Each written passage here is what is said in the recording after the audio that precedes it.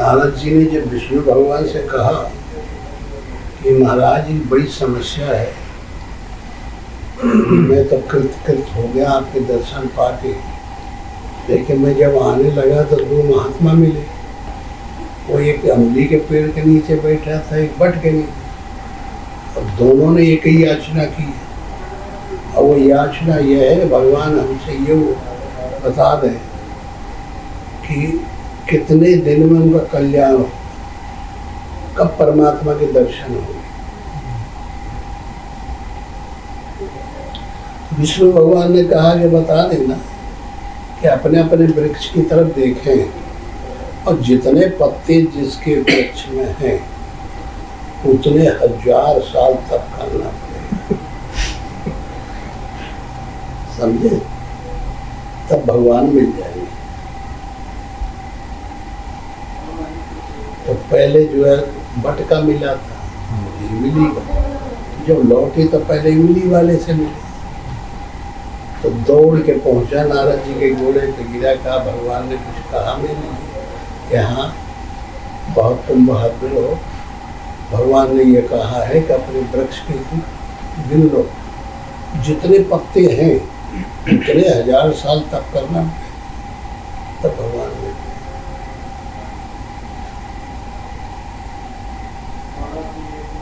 तो बोले हैं कि मिल जाएंगे। बोले हाँ बोले। बोले तो हो गया, नाच पड़ा, क्या हो गया, बोले हैं तो मिल पाई करेंगे। हमारा मस्त हो गया, फिर पत्ते को गिनता है, आवेश आ गया, आवेश में आ गया तो परमात्मा के दर्शन हो गए। अब आए बटके वाले, तो जब नारद जी बट के पास आए तो वो उठ के दौड़ पड़ा, प्रणाम किया, कहा भगवान ने कुछ मेरे लिए क्या आदेश दिया।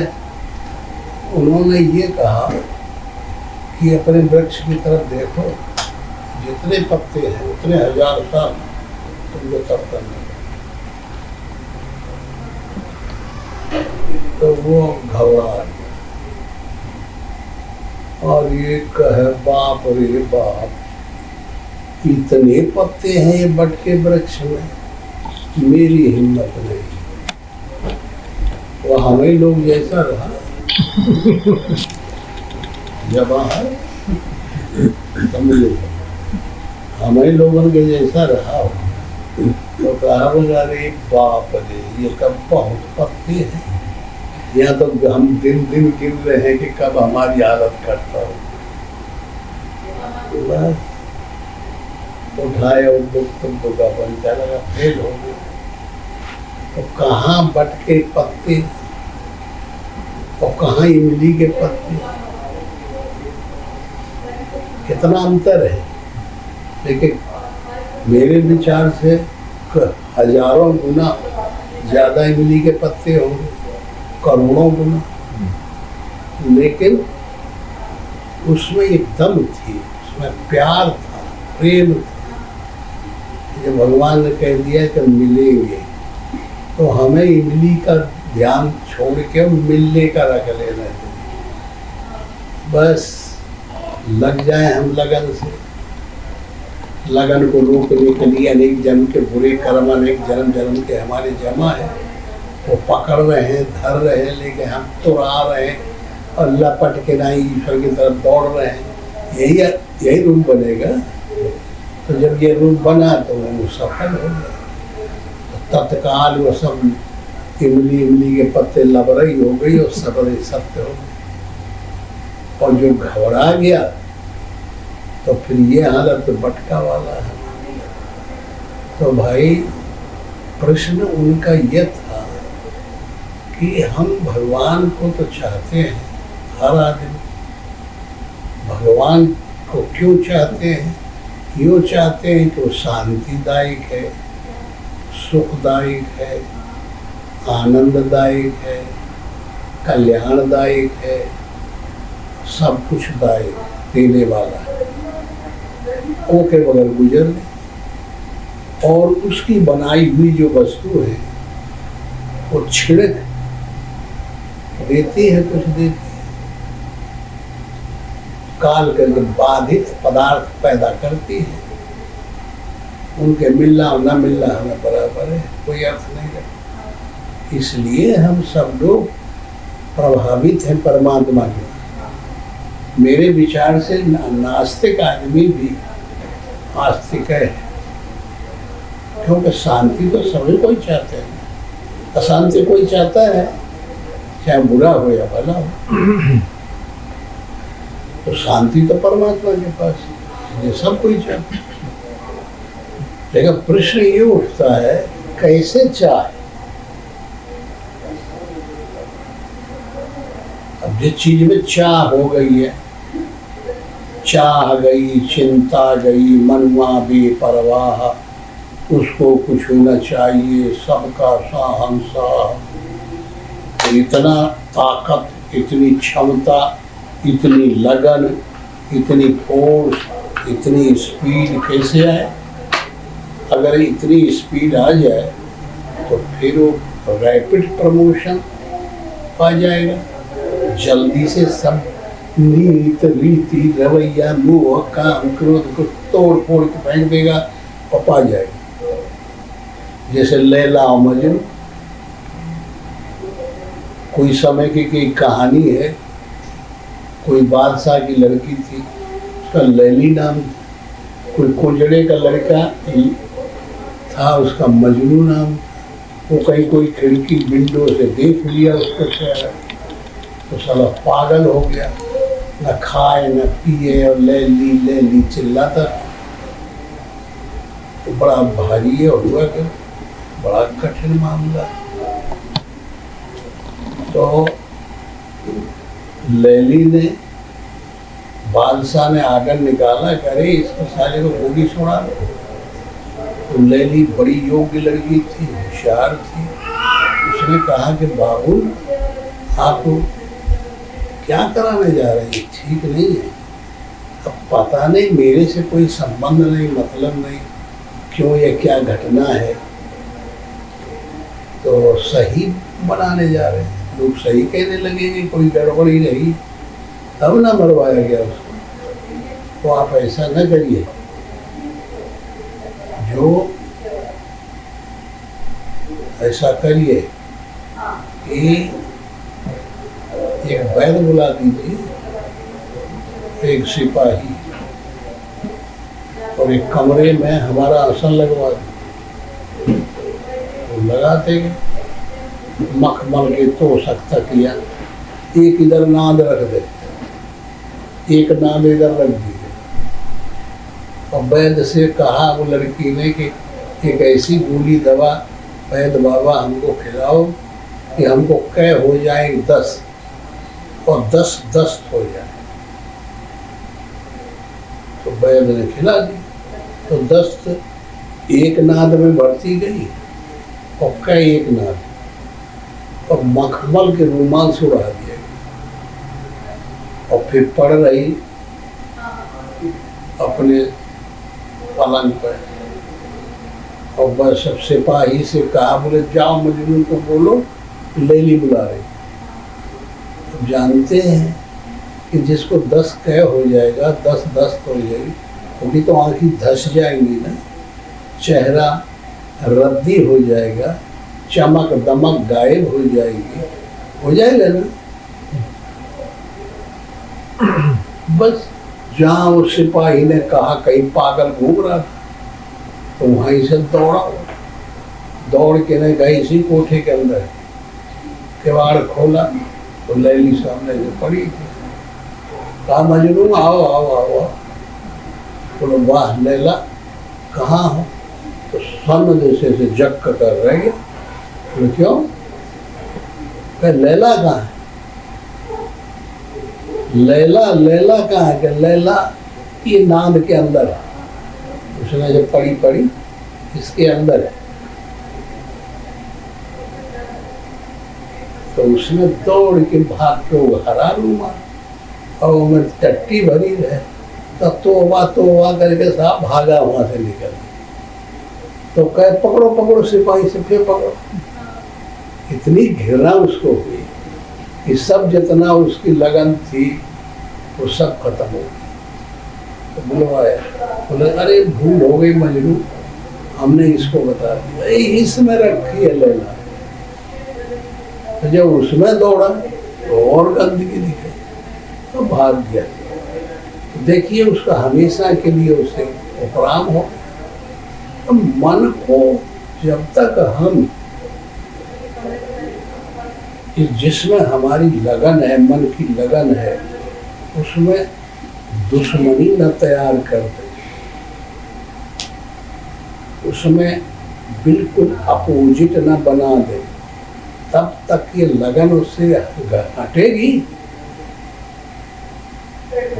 जब ये मन ये समझ जाए कि ये बिल्कुल हमारा दुश्मन है, तब ही जो है ये मन मानेगा।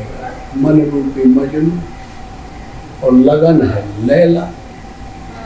जो लड़का और लड़की थोड़े वहाँ कुछ है। तो ये संसार के पदार्थों में जो हमारी लगन लग गई है, ये है लड़की, ये है लैली। और ये हमारा जो मन है, ये है मजनू।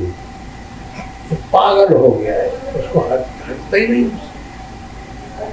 भजन करो, भजन में तुम्हारा मन लग जाएगा, लेकिन जब भी थोड़ा सा लगा रुकेगा नहीं, दौड़ के फिर उधर ही जाएगा। तो वो पहले से स्थान पाए उन विषयों को, उन विषय करने का, उन पदार्थों को खाने वालों का, उन सुंदर देखने वालों का पहले से हमने आसक्ति पकड़ ली। इतना मन के अंदर उनका स्थान दे दिया है कि मन पागल है, उनको हट नहीं सकता।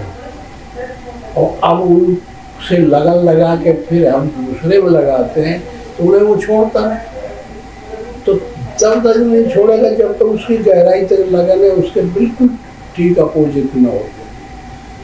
तो लैली जब तक गंदे से गंदा न बन जाए, जो उसको जो समा गया था रूपरेखा वो घृणित हो जाए, तो पहले हमको ये देखना पड़ेगा कि भाई हम वास्तव में काहे में परेशान है। मन तुम किस चीज को क्या चाहते हो? जिसको चाहते हो वो तो है नहीं, तो झूठी चीज में क्यों लगे हो? अब उसको दर्शाना पड़ेगा कि ये कोई चीज जो खाने के पदार्थ हैं तो तीनों काल में नहीं है, छेड़े के हैं, शौक करने के पदार्थ है वो भी नहीं है, नाशवान है, देखने वाले हैं, भोगने वाले हैं। ये तो न शरीर है न संसार है। आदमी कै रोज रहता है। बड़े बड़े ऋषि मुनि महात्मा लोग आए, कुछ दिन लालन पालन होता, पैदा हुआ लड़का, युवा हुआ, फिर कुछ दिन गड़गड़ाया, फिर ढलान आ गया, 50 साल के बाद 40 में ढलान आ गया, और ढलान के फिर खटली लटकेला, फिर वो खत्म हो जाता है। मेरे विचार से इसमें कुछ रहा तो है।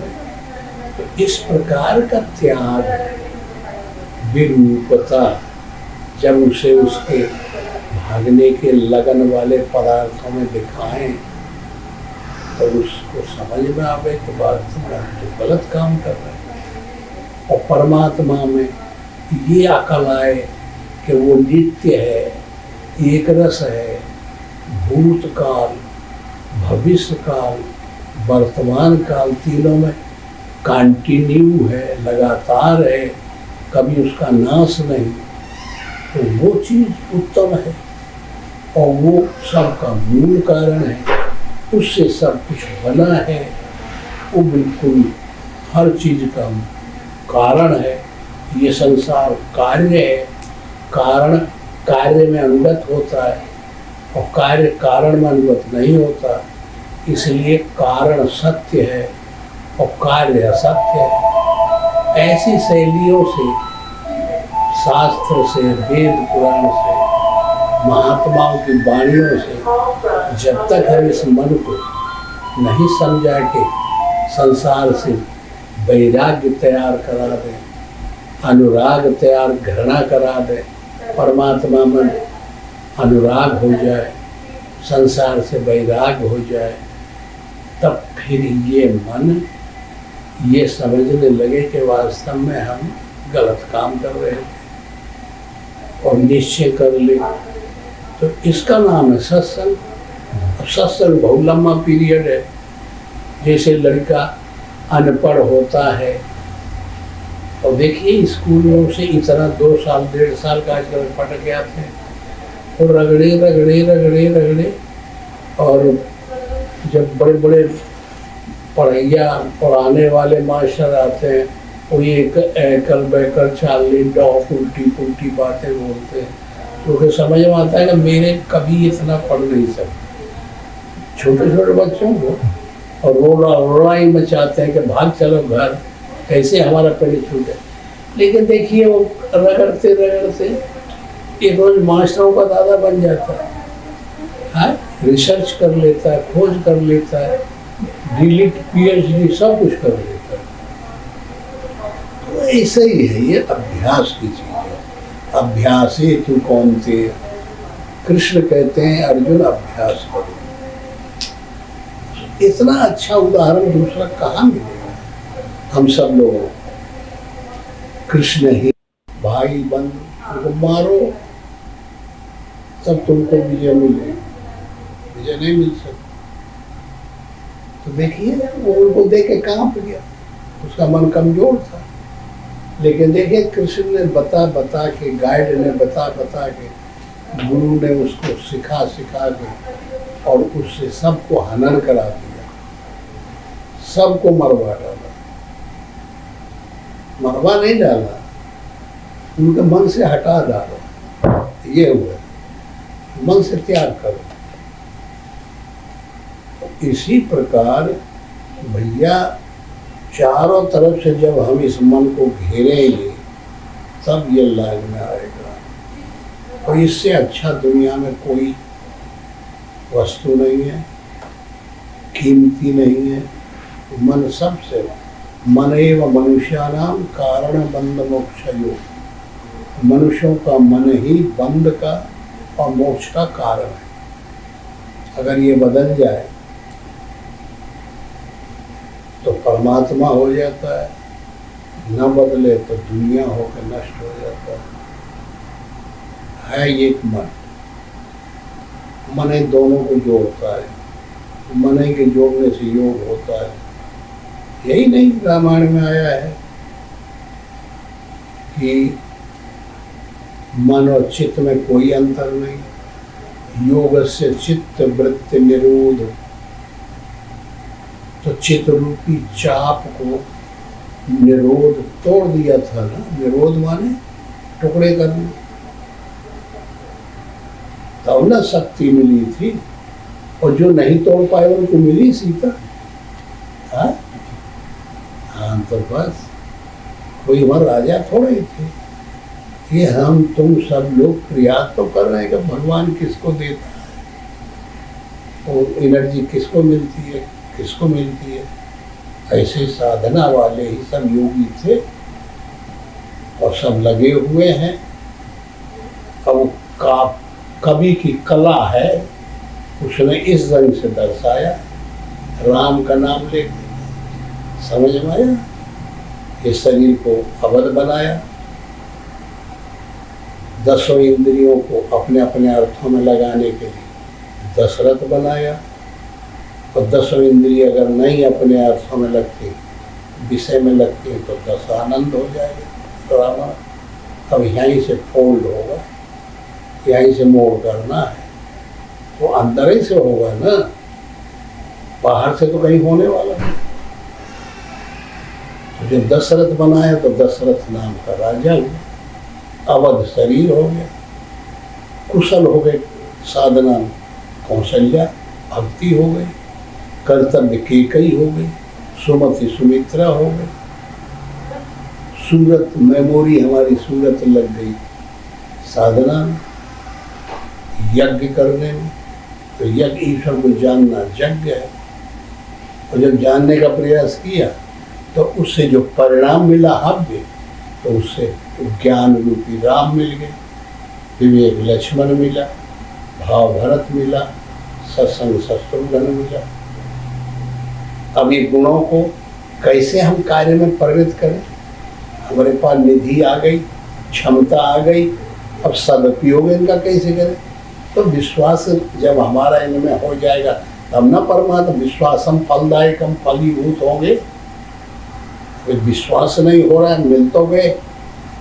तो विश्वास रूपी विश्वामित्र कहीं यज्ञ करते थे, वो फिर मिल गया ना कथानक। तो जब यज्ञ करते हैं तो फिर मारीच और सुबाहु दोनों हार गोड़ गिरा के यज्ञ पे ध्वंस करते थे। अब इनसे बचे कैसे? देखिए मानस कथा कैसा बनाया उन्होंने, साधक के अंताकरण की। तो फिर अब विश्वास कोई ऋषि थोड़ा ही है, हमारे अंदर विश्वास, तुम्हारे अंदर विश्वास आना चाहिए। तो विश्वास क्या उपाय करता है? सब ऋषि बोले कि आपने 1 मरतबा यज्ञ किया, 2 मरतबा किया, 3 मरतबा किया, ये ताड़ुका के पुत्र सुबाहु और मारीच ये आपके यज्ञ को फेल कर देते हैं, विध्वंस कर देते हैं, इनको श्राप दे के मार डालिए, तब यज्ञ करिए तो सफल होगा। तो विश्वामित्र कहते हैं भाई जब श्राप हमको देना है तो हमें क्रोध लाना पड़ेगा, और जब क्रोध लाएंगे तो हमारी यज्ञ पहले ही फेल हो जाएगी।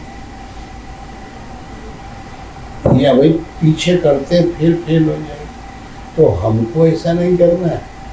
अब हमने सोच लिया कि अभी हम अवध जाते हैं और जाके दशरथ से राम और लक्ष्मण को गए, उनके द्वारा इनको खत्म करा। अब देखिए राम लक्ष्मण में विश्वास आने का तरीका, ये तर्कना जो हमारे हृदय में होती है, यही तो ताड़ुका राक्षसी है। और ये रावण की नानी है, और रावण का मामा कौन था? मारीच। उसकी महतारी है, मन मारीच है, मुंह रावण है, और स्वभाव सुबाहु है। और कोई शराब पीने का स्वभाव डाल ले फिर वो बंद होता है, खुरापात कभी छोड़ेगा? विषय करने की आदत पड़ गई फिर वो उसको कुछ दिखाई पड़ेगा? वो सुबाहु, ये कैसे बदलाव ले, कैसे ये हटे हमसे? तो ये ताड़ुका जो तर्कना है, ये सही है वो सही है, हमारा निश्चयात्मक सही नहीं है। तो तर्कना जो होती है अंदर अंदर में, यही ताड़ुका ये केंद्र है तर्कनाओं का। उसमें अनुगत अनिमय व्यतिरेक रूप युक्ति का चेतन का प्रतिबिंब है, वो खराबी करता है। उसको नष्ट करना, उसका नाम है ताड़ुका, तर्कनाओं का केंद्र। तो जब तर्कना हमारे अंदर से हट जाए, परमात्मा में दृढ़ निश्चय हो जाएगा, फिर कभी अविश्वास होगा? फिर अविश्वास न होगा। तो फिर राम लक्ष्मण को ला के ताड़ुका को दिखाया कि मारो। राम ने मारा, बाण मर गई। तो फिर मारीच और सुबाहु की जान निकल गई। जहाँ से उसको खुराक मिलती थी, एनर्जी पाता था, जीवन पाता था, अब कैसे आधार रहेगा? मन हमारा इसलिए माया में मगन है कि उत्तरक वितरक करके और उन्हीं में घुसा रहता है। ये अच्छी चीज़ है कि खाने को मिल गया, ये स्वाददायक मीठा है, वो बाजार कहाँ मिलता है, वो हलवाई क्या मिलता है, अच्छा कभी जाएंगे। अब संस्कार छोड़ दिया और वो हमारे कंठकूप छुता पिपासा निम्रता पूर्वा नाट्या स्थैर्यम, इस कंठकूप में अंकित हो गई और रील बन गई। अब हमें भोगना पड़ेगा, फिर वो मिठाई के पास जाना पड़ेगा।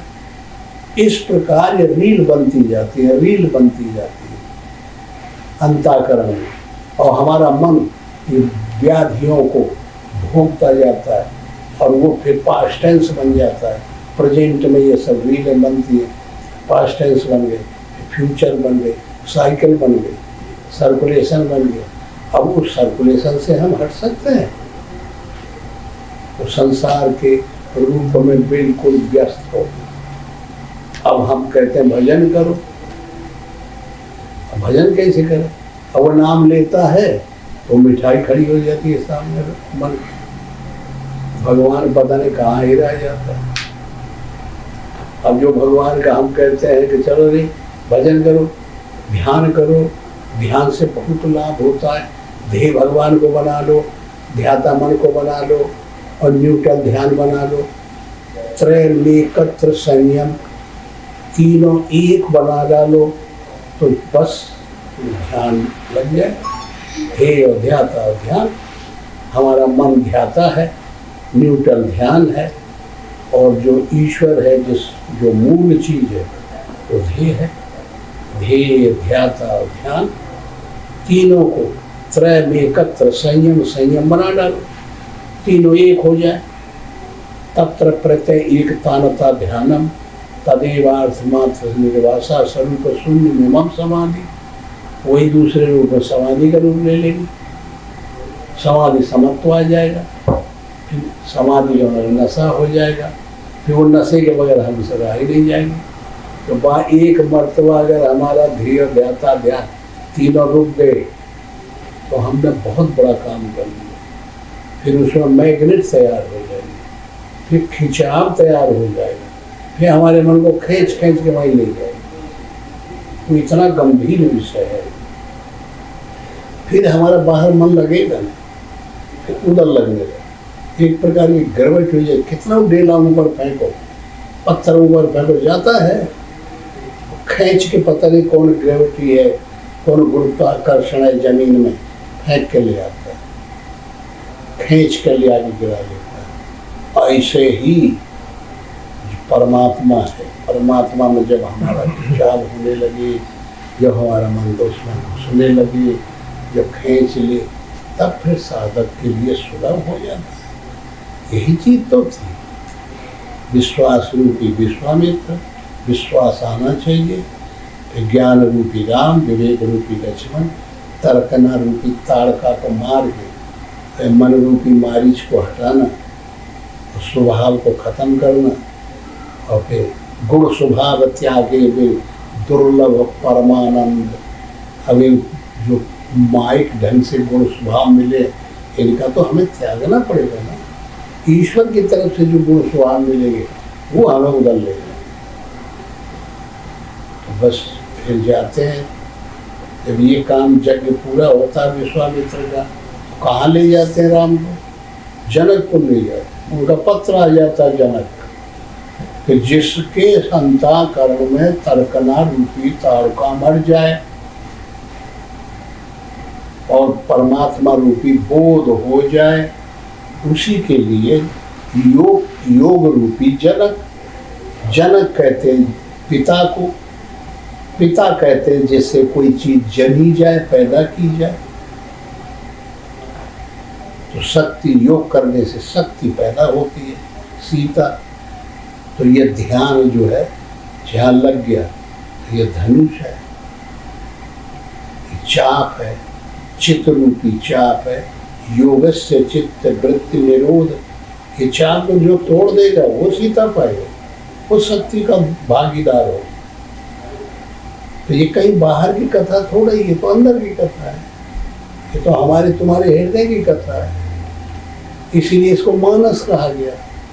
मन के अंदर परमात्मा ने चरित्र किया। तो ऐसी शैली से हम लोग सुने और लगन लगाए मन को, और महात्माओं से इन वाणियों को सुने तो इनका प्रभाव बने, फिर मन के ऊपर वजन आ जाए। मन फिर उन जो चीज़ों को पहले से मीठा वगैरह को ध्यान में लिया है, तो दौड़ा दौड़ा रहा हो विषयों में, उनका तब छोड़ेगा जब उससे कीमती चीज, ज़्यादा कीमती उसको मिल जाएगी। तो जब परमात्माओं के समझ में आएगा तो उनका त्याग करेगा। तब यह मन जो है गरुड़ बन जाएगा। पहले सर्प था, कब गरुड़ बनेगा? जब भगवान की तरफ आकर्षित हो जाएगा। गरुड़ सर्पों को खा डालता है, उनका आहार है।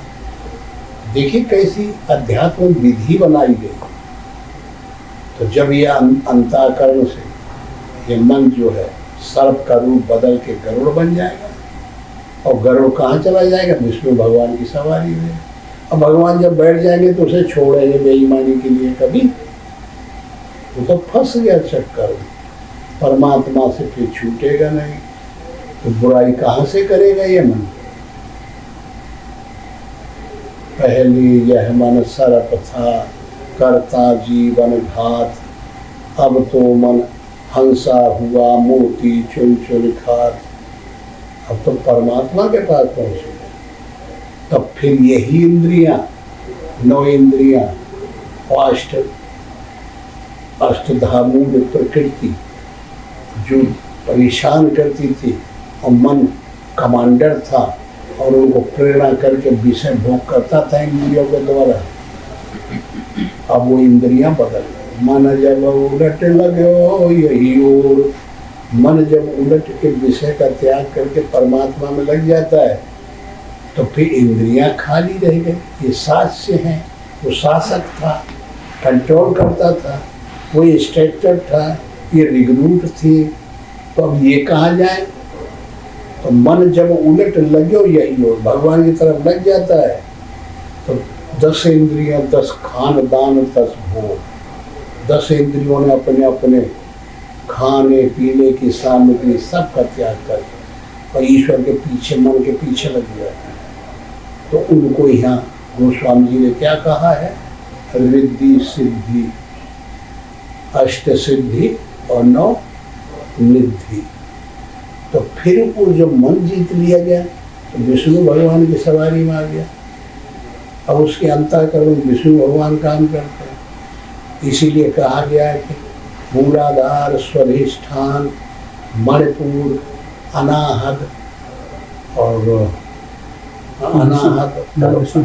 हाँ आज्ञा, ये त्रिकुटी, ये 6 कमल दल है।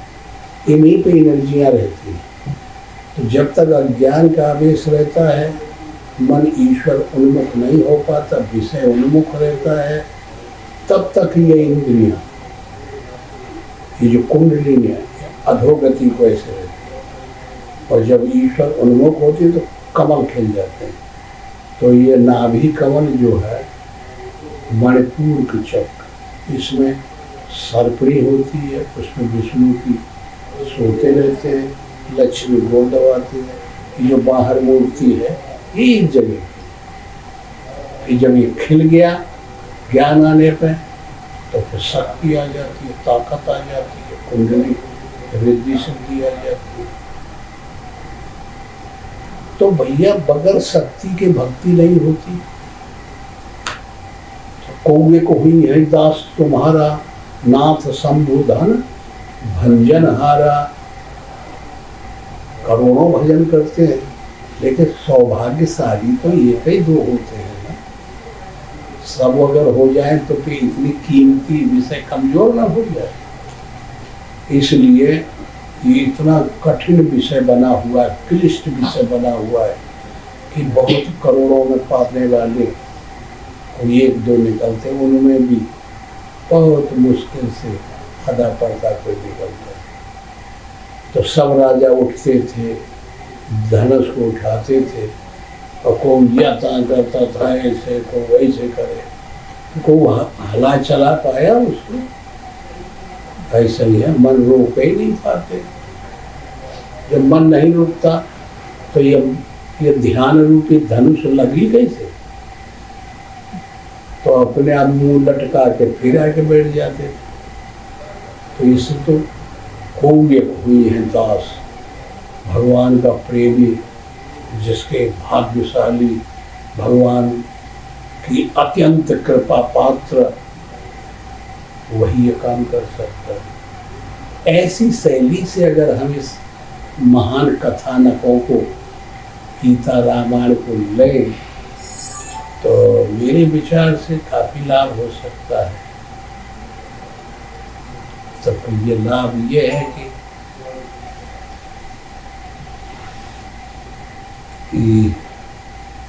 बाहरी जरूर अच्छा दिखाई पड़ता है, लेकिन ये बहुत ही अच्छा है। बाहरी जो आजकल के वैभव आएगा, ये अच्छा जरूर दिखाई पड़ता है, लेकिन ये मतलब की चीज नहीं। अगर अंदर की चीज मिल जाए तो बहुत ऊंची चीज है। इस तरीके से जो चीज़ हम परेशान हैं, दिनों रात अशांत रहते हैं, वो बगैर परेशानी किया जाए। जिसके पीछे हम हाथ जोड़े लक्ष्मी के पीछे दौड़ रहे हैं, तो शायद वो अपने से आने लगे कि हमें नहीं, हमें ज़रूरत नहीं, कि नहीं नहीं नहीं नहीं, नहीं हम आ गए, हम आ गए। अब विष्णु को छोड़ के लक्ष्मी कहीं जाएगी? अब समझ लो इतने में क्या बात है, काहे के लिए पछते रहते हैं लोग। तो वो सब बात हल हो जाए, कल्याण हो जाए। जाकि यहाँ सराहना, वाकई वहाँ सराहना, और जाकि वहाँ सराहना, वाकई यहाँ सराहना। जिसका यहाँ कल्याण हो गया है और 10-50 आदमी कहते हैं कि हाँ ये सही है, तो उसी को भगवान मानता है। तो इसलिए संसार में ये शरीर वाले आदमी यहू को यहाँ भी कीर्ति पैदा करें और अंतर जगत से ये साधना करके भगवान का कल्याण। जब यहाँ से जाएंगे तो कम से कम कोई बुलाने वाला आ गया तो जाए, जब इधर से मर के आदमी जाएगा तो भगवान की तरफ से कोई वाहन लेके पहुँचेगा ना। ये परेशानियाँ होगी तो और शांति रहेगी, आनंद रहेगा। और ऐसे तो बहुत बड़ा क्या कहा जाए, ये वैसे तो बड़ा भारी दुश्मनी आई। अब बताए लोग रहते हैं कि भाई हम संपन्न हैं, हम खुश हैं, भगवान जाए बाहर में, हमसे क्या मतलब। और हम ये बता रहे तो विरोध ही नहीं है। वो लोग जब मानते ही नहीं इस बात को, कैसे काम चलेगा? को मरा को देखेगा। अथेश नास्तिकी तमाम प्रकार के लोग होते हैं, लेकिन नहीं, वास्तविकता जो मानी जाए तो संसार की बातों में कोई मतलब है नहीं। ये तो ऐसा ही है, हमको सब मिल गया तब भी न की बराबर है मिलते हुए कुछ। इसलिए शांति की बड़ी भारी आवश्यकता है, ज्ञान की बड़ी भारी आवश्यकता है, समझ की बहुत बड़ी आवश्यकता है। तो अगर हम लगे तो कठिन तो में है, बहुत कठिन है, लेकिन ऐसा नहीं है कि न कर सकते हैं। परिश्रम मेहनत कर सकते हैं, समझ काम भी आप हो सकते हैं। और है तो इतना कठिन कि देखिए, एक महात्मा थे, नदी के किनारे कुटिया बनाए थे कल्याण के लिए, जो हम बता रहे हैं इस सिद्धांत को पाने के लिए जिंदगी भर तप किया। बहुत अच्छे महात्मा। और जब मरने का उनका टाइम आया तो अपने चेला से कहा कि भाई हमें निकालो बाहर, अब हम शरीर छोड़ेंगे। और देखो जब हम जाएंगे तो नगाड़े बजेंगे ऊपर, और तो समझ लेना का कल्याण हो गया। तो उसी हिसाब से तुम भी करना, जो मैंने अपनी विद्या बताई है इसको धारण करो। इतने में जब शरीर छोड़ने लगा तो नदी का किनारा था, एक बकुला आया तो मछली मार के और वो खाया नहीं, फेंक दिया। तो वो बाबा देखता रहा जो मरने वाला, तो झट से उसको पाप लग गया देखने से कि बगैर मौत के और मछली मारी गई। बकुला को भूख नहीं थी, स्वभाववश मार दिया। तो उस आत्महत्या का दंड लगा था, उसको देखना चाहिए और उस मछली को बचाना चाहिए। तो जब उसके जान निकली और वहाँ नगाड़े वगाड़े कुछ नहीं बजे, चेला कान लगाए बैठा रहा कि हम नगाड़े बजते हैं, अब बजते हैं, कोई खबर नहीं आई। ये बाणी हुई कि तेरे गुरु बाबा का नरक हो गया। तो घबराया, कहे भगवान ये कैसे हो गया? कि जानते हो जिंदगी भर तपस्या किया, लेकिन अंतिम बकुला ने और मछली का विनाश किया, मार डाला। तो उसको बचाना चाहिए, उसका अधिकार नहीं था मारने का। इसे अन्यायपूर्ण हत्या हुई और इन्होंने देखते रहे इस पाप से पूरी तपस्या खत्म हो गई और नरक में गए। तो गुरु बाबा की गलती हुई गई। जो वो बुढ़ा हुआ अपने चेला से कहा मैं अब शरीर छोड़ना चाहता, मुझे इस फांसी से छुड़ाओ। जब इस प्रकार मन से त्याग किया, आसक्ति का त्याग किया, श्री कृष्ण से त्याग किया, बिल्कुल अनासक्त और अनपेक्ष हुआ, तब आकाशवाणी हुई कि जा बेटा तेरा कल्याण हुआ। अनपेक्ष हो गया, इच्छाओं का त्याग कर दिया। अच्छा, और संग्रह का त्याग कर दिया, अनपेक्ष इच्छा अनिकेत हो गया। जब इस प्रकार का अपने को त्याग कर लिया और पाप से पुण्य से निकाल ले गए, तब उसने साष्टांग दिया कि भगवान बकुला में और मछली में आप ही हो, अब ये लीला आप ही अपनी जानिए, मुझे क्षमा करो। तो वहाँ से वाणी हुई कि वाह। तो दोनों गुरु तो पड़े थे वहाँ सजा में।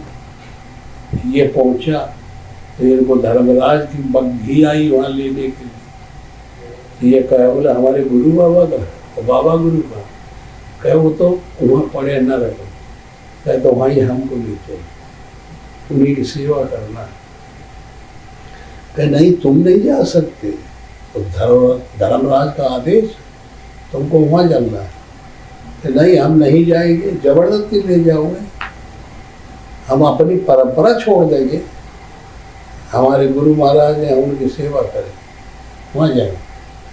जब जिद किया तब फिर ये हुआ कि भाई अब क्या, तो उनका उद्धार करना पड़ा। तो वो चेला गुरु बाबा का उद्धार किया और बाबा गुरु का किया, तब तीनों को लेके फिर कल्याण हो गया। तो कुछ समझ काम करती है किसी की। ये सृष्टि बड़ी विचित्र, बड़ी कलाएं हैं। तो जो होशियार से होशियार है वो धोखा खा सकता है। तो इस प्रकार के बारीकी है। तो इतने से ज़्यादा जब बारीक हम बने तब इसे कल्याण का रास्ता मिले तो मिले।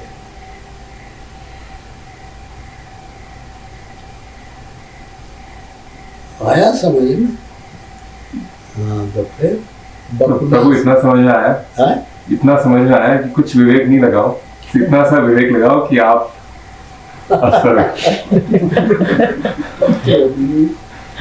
प्रवीण आए।